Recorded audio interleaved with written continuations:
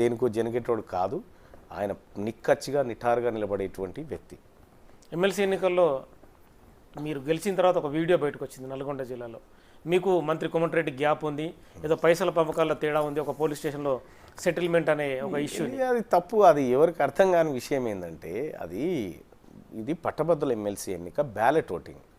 మీకు తెలుసు ఎన్ని రోజుల పాటు మీరు బ్రేకింగ్ న్యూస్ నడిపారు? దాదాపు 3-4 రోజులు ఈ కౌంటింగ్ కొనసాగుతుంది. ఎందుకంటే అది అవన్నీ ఒక దిక్కు పెట్టి తీసుకురావడం అనేది 96 టేబుల్స్ ఉంటాయి. 96 టేబుల్స్లో మాతో పాటు ఇండిపెండెంట్కి అదనపు తీసుకున్నప్పుడు దాదాపు ఒక 200 మంది ఏజెంట్లు, కౌంటింగ్ ఏజెంట్లే కావాలి మాకు.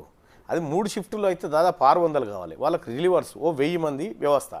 ఈ 1000 మంది నల్లగొండలో ఒక చోట తిష్ట వేసి అక్కడ వాళ్ళకు భోజనాలు, రవాణా, వ్యవహారానికి సంబంధించి మా ఫ్రెండ్స్ ఏదో పాపం వాళ్ళు అరేంజ్ చేసి ఒక అతన్ని, నువ్వు నల్గొండ లోకల్ కదా, పోయి ఫంక్షన్ హాల్ మాట్లాడు, అది మాట్లాడంటే ఫంక్షన్ హాల్ లేదు, ఏం లేదు, ఫోన్ స్విచ్ ఆఫ్ పెట్టుకొని వెళ్ళిపోయింది డబ్బులు తీసుకొని.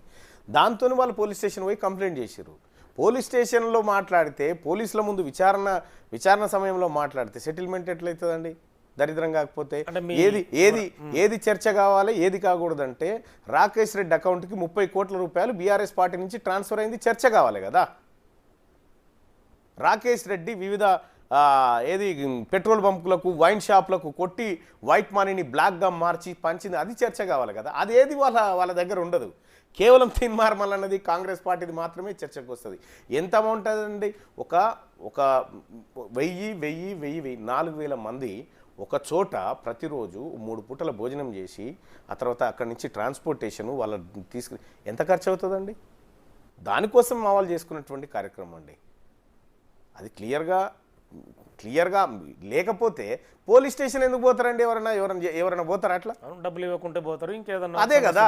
ఇప్పుడు మీకు ఇవ్వకపోతే మీరైనా ఆడికే కదా పోవాల్సింది, ఆడికే పోయింది.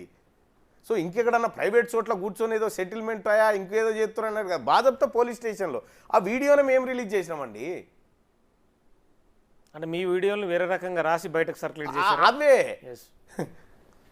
ఎట్లా ఉంటుంది కాంగ్రెస్ పార్టీలో భవిష్యత్తు? దేనికోసం ఆశిస్తుండు మల్లన్న? సార్ నేను ఒకటైతే, కాంగ్రెస్ పార్టీ ఈ దేశానికి రాహుల్ గాంధీ ప్రధానమంత్రి కావాలి, మా డ్రీమ్ అది. గౌరవ ముఖ్యమంత్రి రేవంత్ రెడ్డి గారు చేస్తున్నటువంటి కార్యక్రమాలు 100% ప్రజలకు చేరే విధంగా, ప్రజల మెప్పు పొందే విధంగా, ఈ ప్రభుత్వం ప్రజల మన్ననలు పొందే విధంగా మా కార్యాచరణ ఉండాలని అనుకుంటా ఉన్నాం. ఖచ్చితంగా ముఖ్యమంత్రి గారు నిర్దేశించినటువంటి దిశలో మా అందరి అడుగులు పడతాయి.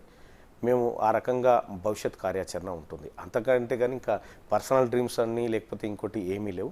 ఖచ్చితంగా ఈ ప్రభుత్వానికి మంచి పేరు తేవడమే, ప్రజలకు మంచి చేయడమే మా ముందున్నటువంటి. మంత్రివర్గ విస్తరణ జరిగే అవకాశం ఉంది. పట్టభద్రులు ఎమ్మెల్సీగా మల్లన్న మంత్రి పదవి అని ఆశిస్తుండా? డిమాండ్ చేస్తాడా? డిమాండ్ ఎందుకు చేస్తాం మేము?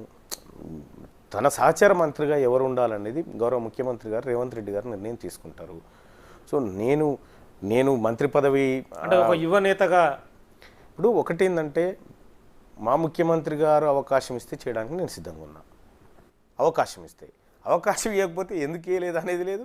నాకంటే మంచి క్యాండిడేట్స్ ఉన్నారు అనుకోవచ్చు, లేకపోతే ఇంకేమైనా సమీకరణాలు అనుకోవచ్చు. ఆయన తీసుకున్నటువంటి నిర్ణయం, ఇప్పుడు ఆయన దగ్గర నాకున్నటువంటి గౌరవం, నా దగ్గర ఆయనకున్నటువంటి గౌరవం